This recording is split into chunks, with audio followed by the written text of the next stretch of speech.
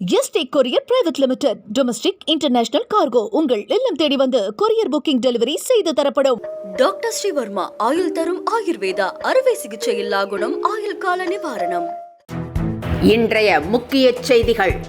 விவசாயத்திற்கு பயன்படும் நிலத்தடி நீருக்கு வரி விதிக்கப்பட உள்ளதாக வெளியான தகவல். மத்திய அரசு திட்டவட்ட மறுப்பு. அதிமுக எம்எல்ஏ அமுல் கந்தசாமி மறைவால் காலியான வால்பாறை தொகுதி. சட்டமன்ற செயலகம் அதிகாரப்பூர்வ அறிவிப்பு. பாமகவில் முழு அதிகாரம் எனக்குத்தான் என அன்புமணி திட்டவட்டம். வயது முதிர்ச்சியால் ராமதாஸ் குழந்தை போல மாறிவிட்டதாக கருத்து. தமிழிசை திடீர் டெல்லி பயணம். முக்கிய பொறுப்பு வழங்கப்பட உள்ளதாக தகவல். தமிழ்நாட்டில் 7 நாட்களுக்கு மழைக்கு வாய்ப்பு. வானிலை ஆய்வு மையம் தகவல்.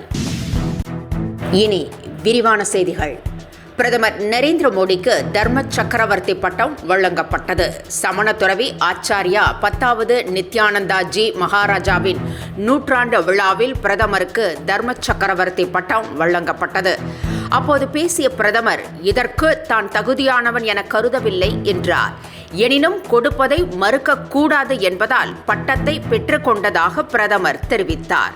விழாவில் பிரதமர் நரேந்திர மோடி இணை அமைச்சர் கஜேந்திர சிங் ஷெகாவத்துடன் இணைந்து ஆச்சாரியா நினைவு அஞ்சல் தலைகளை வெளியிட்டார்.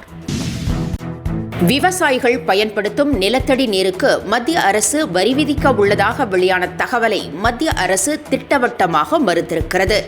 வேளாண் பணிகளுக்கான பழமையான முறையினால் நிலத்தடி நீர் குறைந்து வருவதாக கூறி அதனை தடுக்கும் நோக்கில் மத்திய அரசு வரி விதிக்கப் போவதாக தகவல் வெளியானது. இதற்கு அரசியல் கட்சி தலைவர்களும் விவசாயிகளும் கடும் கண்டனம் தெரிவித்திருந்தனர்.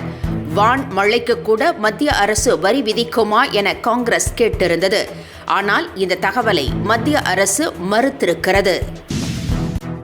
வால்பாறை சட்டமன்ற தொகுதி காலியானதாக சட்டப்பேரவை செயலகம் அறிவித்திருக்கிறது. வால்பாறை தொகுதி எம்எல்ஏவான அதிமுகவைச் சேர்ந்த அமுல் கந்தசாமி கடந்த 21ஆம் தேதி உடல்நலக் குறைவால் காலமானார். இந்நிலையில் அந்த சட்டமன்ற தொகுதி காலியானதாக சட்டமன்ற செயலகம் அதிகாரப்பூர்வமாக அறிவித்திருக்கிறது. சட்டமன்ற உறுப்பினர் காலமானால் அந்த தொகுதிக்கு 6 மாதத்திற்குள் இடைத்தேர்தல் நடத்த வேண்டும். ஆனால் இன்னும் ஓராண்டில் சட்டப்பேரவை பொதுத் தேர்தல் நடைபெற உள்ளதால் வால்பாறைக்கு இடைத்தேர்தல் நடத்தப்படாது என்றே தெரிகிறது. பாமகவில் முழு அதிகாரமும் தனக்குத்தான் என அன்புமணி திட்டவட்டமாக தெரிவித்திருக்கிறார். ராமதாசுடன் ஏற்பட்ட அதிகார சண்டை உச்சக்கட்டத்தை எட்டியுள்ள நிலையில் பாமக சமூக ஊடக பிரிவு பேரவை கூட்டத்தை பனையூரில் அன்புமணி கூட்டினார். அதில் பேசிய அவர், பாமகவில் தனக்கே முழு அதிகாரம் என குறிப்பிட்டார். பாமக தலைவர் ராமதாஸ் வயது முதிர்ச்சியால் தற்போது குழந்தையைப் போல மாறி வருவதாக அன்புமணி கூறினார். இந்நிலையில் அன்புமணி போட்டியாக பாமக சமூக ஊடக பிரிவு பேரவை கூட்டத்தை ராமதாஸ் நாளை கூட்டியிருக்கிறார். பாஜக மூத்த தலைவர்களில் ஒருவரான தமிழிசை சவுந்தரராஜன் திடீரென டெல்லிக்கு பயணம் மேற்கொண்டுள்ளார். இதனால் அவருக்கு முக்கிய பொறுப்பு வழங்கப்படலாம் என செய்திகள் வெளியாகியுள்ளன.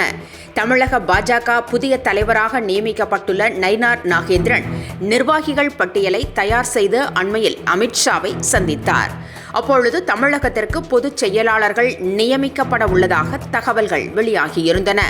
அமித்ஷாவின் அழைப்பின் பேரில் தமிழிசை டெல்லி விரைந்திருக்கிறார். வரும் 3ஆம் தேதி அந்தமான் நிக்கோபார் மாநில தலைவரை தேர்வு செய்யும் நிகழ்வுக்காக அவர் அழைக்கப்பட்டிருக்கலாம் என தெரிகிறது. அது மட்டுமல்லாமல் அவருக்கு முக்கிய பொறுப்பு வழங்கவே அழைப்பு வந்திருப்பதாகவும் கூறப்படுகிறது. தமிழகத்தில் ஓரிரு இடங்களில் அடுத்த 7 நாட்களுக்கு மழைக்கு வாய்ப்பிருப்பதாக வானிலை ஆய்வு மையம் தெரிவித்திருக்கிறது. இன்று தமிழகம், புதுச்சேரி மற்றும் காரைக்கால் பகுதிகளில் இடி மின்னலுடன் லேசானது முதல் மிதமான மழை பெய்யக்கூடும் என்றும், இதேபோல கோவை மாவட்ட மலைப்பகுதிகள் மற்றும் நீலகிரி மாவட்டத்தில் ஓரிரு இடங்களில் கனமழை பெய்ய வாய்ப்பிருப்பதாகவும் வானிலை ஆய்வு மையம் கணித்திருக்கிறது.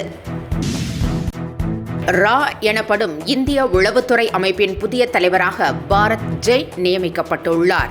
1989ஆம் ஆண்டு பஞ்சாப் கேடர் IPS அதிகாரியாக பணியில் சேர்ந்தவர். ரா உள்ளிட்ட பாதுகாப்பு துறையில் பல முக்கிய பொறுப்புகளை கவனித்து வருகிறார். இவர் அடுத்த 2 ஆண்டுகளுக்கு ரா தலைவராக பதவி வகிப்பார். தற்போதைய தலைவராக உள்ள ரவி சின்ஹாவின் பதவிக்காலம் நாளை மறுதினம் முடிவடைகிறது. நான் முதல்வன் திட்டத்தின் கீழ் சிவில் சர்வீசஸ் தேர்வுக்காக மாணவர்கள் தயாராகும் வகையில் 10 மாதங்களுக்கு மாதந்தோறும் 7,500 ரூபாய் உதவித்தொகையை தமிழக அரசு வழங்கி வருகிறது. இதற்காக மதிப்பீட்டு தேர்வு நடத்தப்பட்டு வருகிறது. இந்த தேர்வுக்கு விண்ணப்பிக்கும்படி அரசு அறிவித்திருக்கிறது. இதற்கான கடைசி நாள் ஜூலை 10ஆம் தேதியாகும். தேசிய ஜனநாயக கூட்டணியில் முதலமைச்சரை பாஜக நாடாளுமன்ற குழுதான் முடிவு செய்யும் என ராஜா திடீரென அறிவித்திருப்பது புதிய சர்ச்சையை கிளப்பியுள்ளது. தமிழகத்தில் பாஜகவும் அதிமுகவும் கூட்டணி வைத்து தேர்தலை சந்திக்கின்றன. இந்நிலையில் முதலமைச்சர் வேட்பாளர் குறித்து அமித்ஷா கொளுத்தி போட்ட விவகாரம் புயலை கிளப்பியது. இது ஒரு வழியாக அடங்கியிருந்த நிலையில் என்டிஏ முதலமைச்சர் வேட்பாளரை பாஜக இறுதி செய்யும் என்றும் அது பற்றி திமுக கவலைப்பட வேண்டாம் என்றும் ராஜா கூறியுள்ளார். இபிஎஸ் தான் முதலமைச்சர் என அதிமுக திட்டவட்டமாக கூறி வரும் நிலையில் பாஜக தலைவர்கள் அதை ஏன் உறுதி செய்ய தயங்குகிறார்கள் என்ற கேள்வி தற்போது எழுந்திருக்கிறது. தங்கம் விலை 5 நாட்களில் சவரனுக்கு 2,440 ரூபாய் வீழ்ச்சியடைந்திருக்கிறது. தங்கத்தின் விலை இந்த ஆண்டு தொடக்கத்தில் கடுமையாக உயர்ந்து வந்தது. இந்நிலையில் கடந்த சில வாரங்களாக ஏற்ற இறக்கத்தை கண்டு வருகிறது. கடந்த 5 நாட்களாக சவரனுக்கு 2,440 ரூபாய் குறைந்திருக்கிறது. கடந்த 26ஆம் தேதி மட்டும் தங்கம் விலை எந்தவித மாற்றமும் இன்றி விற்பனை செய்யப்பட்டது குறிப்பிடத்தக்கது. Yesterday courier private limited domestic international cargo உங்கள் இல்லம் தேடி வந்து கொரியர் புக்கிங் டெலிவரி செய்து தரப்படும். டாக்டர் ஸ்ரீவர்மா ஆயுள் தரும் ஆயுர்வேதா அறுவை சிகிச்சை இல்லா குணம் ஆயுள் கால நிவாரணம். என்றும் உங்களுடன் மை இந்தியா. முக்கிய செய்திகளை உடனுக்குடன் தெரிந்து கொள்ள சப்ஸ்கிரைப் பண்ணுங்க, பெல் பட்டனை பிரஸ் பண்ணுங்க. என்றும் உங்களுடன் மை இந்தியா.